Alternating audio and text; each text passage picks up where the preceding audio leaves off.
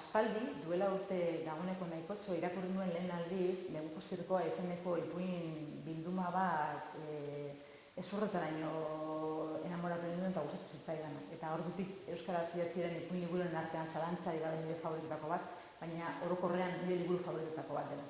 Arkaizkanek idatzi zuen, eta handik urte askotara, esan behar dut, ametsaren ertzean bertan, Pedro Salinasek esan duten moduan, okurritu zitzaidan, liburu hori berrirakurri berretan, liburu horren baitan bazegoela beste liburu bat. Eta ipuinez ipuin bakoitza kontatzen duen historia zen, beste narrazio, sakonago bat.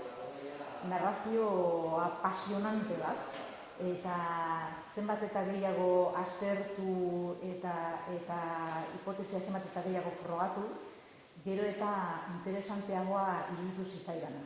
Novela invisible bat nahi baduzue, liburu baten baitan gordea deskubritu nuen. Altxor bat deskubritzen duenak bezala edo badole argazki bat, marrazki batzuk hobeto esan da, non ikusten duzu edo ahate bat edo utzi bat, edo ikusten duzu bi aurpegi eta kopa bi. Balako zerbait gertatzen Neguko Zirkoarekin. Eta ipuinez ipuin saiatu naiz abentura gisa ere eta modu eta intriga mantendurik kontatzen zer edertasun topa duen liburu horretan eta ze botere daukan literaturarekin.